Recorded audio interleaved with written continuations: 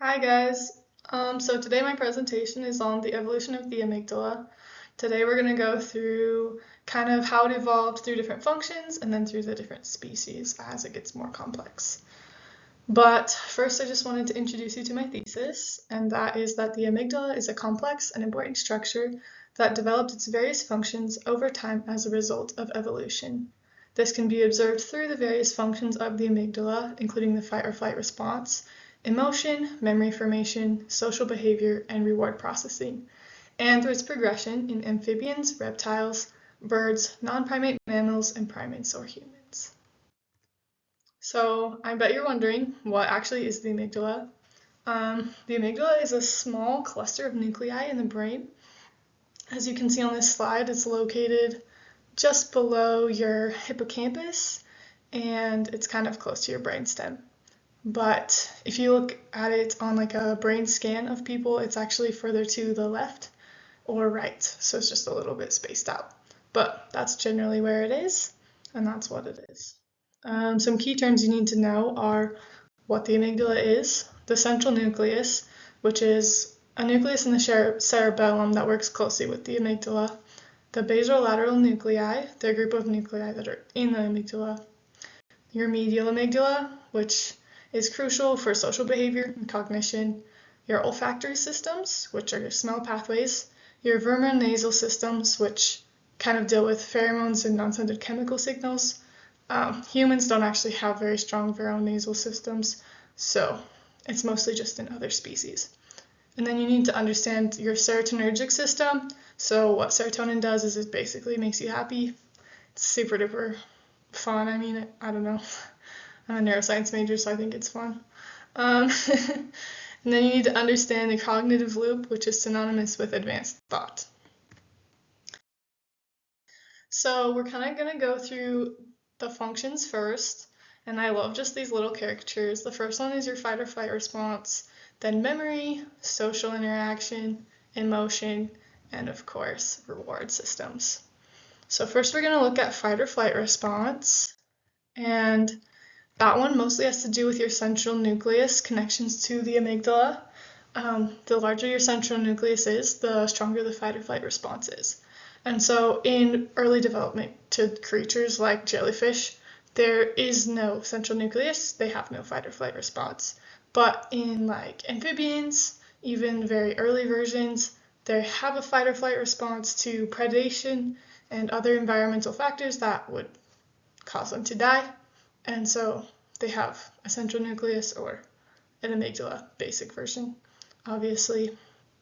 But all tetrapods have some sort of fight or flight response. So it's something that's common across the amygdala in every species. But what is different is how complex that is.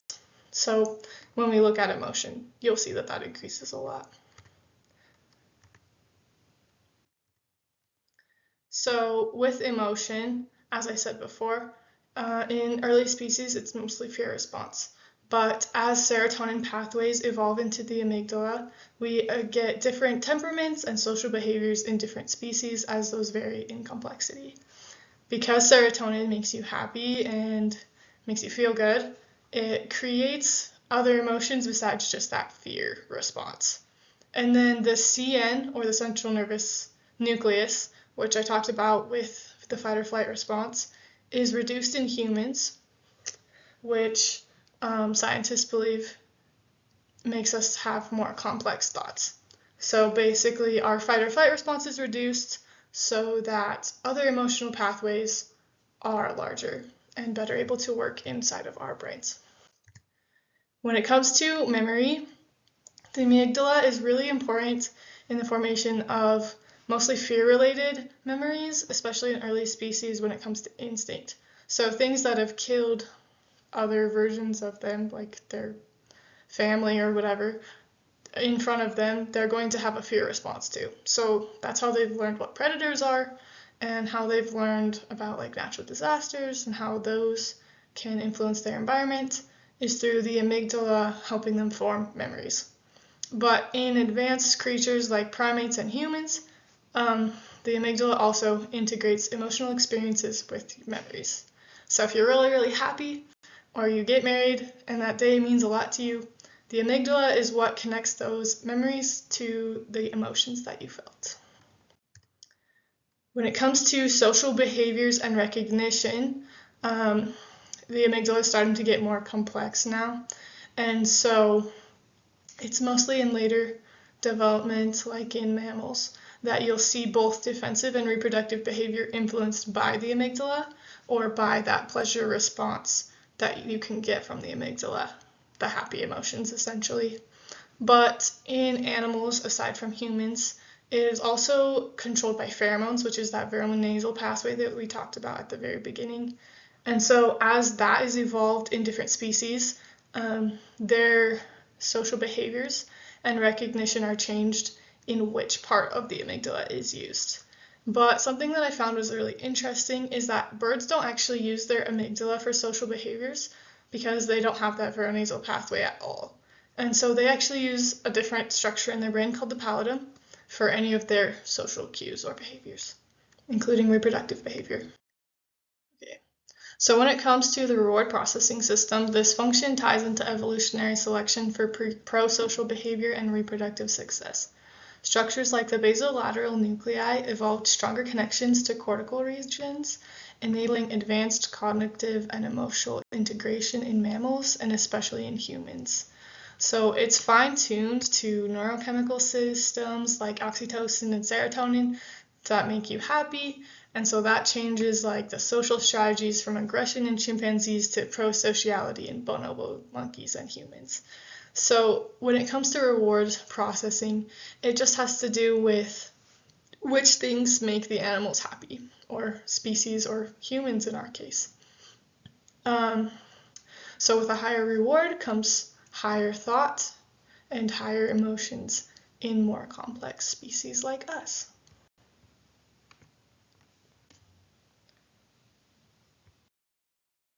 So this is a table that I made that kind of outlines those basic functions and what they do in different species. So you can see in amphibians versus reptiles versus birds versus mammals and primates and humans. So if you want to kind of get an overview of what everything we're talking about here is, this would be it. I'm not going to go through it right now because we go through it in the presentation, but you're welcome to pause it here. So this is a figure that I included that kind of just walks us through different species and how the amygdala looks inside their brains. You can see that in like lizards or amphibians and reptiles, the BLA and the CEA are relatively the same size, which means that their fear response and their emotions are relatively similar, and that like the majority of it is catered towards fear. When you get into mammals, especially primates and humans, you can see that that CEA is really shrunken, and that shows that their fight or flight response is really reduced. So it's still there, but the area that controls that is a lot smaller than their complex emotional processing. Going through these species, I'm going to move pretty fast, but basically what I wanted to say here was that in fish and amphibians, the amygdala-like structures date back over 370 million years. They have basic veronasal and olfactory integration, so their smell is really contributing to their fight or flight response, and they have a massive central nucleus, which suggests that that is their main function of their amygdala.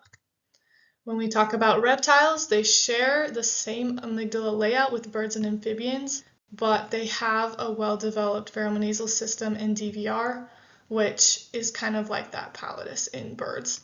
But the integration of olfactory input and behavioral responses is more advanced than amphibians.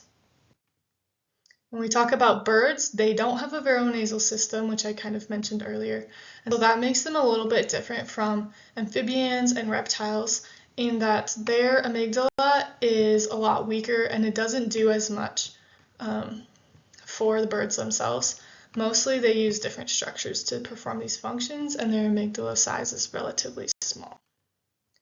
When we talk about non-primate mammals, they have like a major amygdaloid expansion. So they have like 13 distinct nuclei that do different things in their amygdala, and it has different like loops and structures that help them to have advanced cognitive and emotional functions, which is even more heightened in primates and humans. So they have dramatic evolutionary changes of the amygdala, where their lateral nucleus, it's just a nucleus in the amygdala, is way larger than the central nucleus, which is that structure that has to do with the fight or flight response. They have a lot more serotonin, so they're a lot happier, and these adaptations change from the fight or flight response to being more of a social cognition, supporting language, empathy, and social norms. So to conclude, the amygdala is a complex structure that evolved for different base functions in various species, and as we learn more, our understanding of life as a whole will benefit, especially our response to the world around us and the way we perceive, feel, and remember life. The amygdala is so important in everything that we do because it helps us to feel all of the emotions that we feel and remember all the experiences we experience. And these are my references.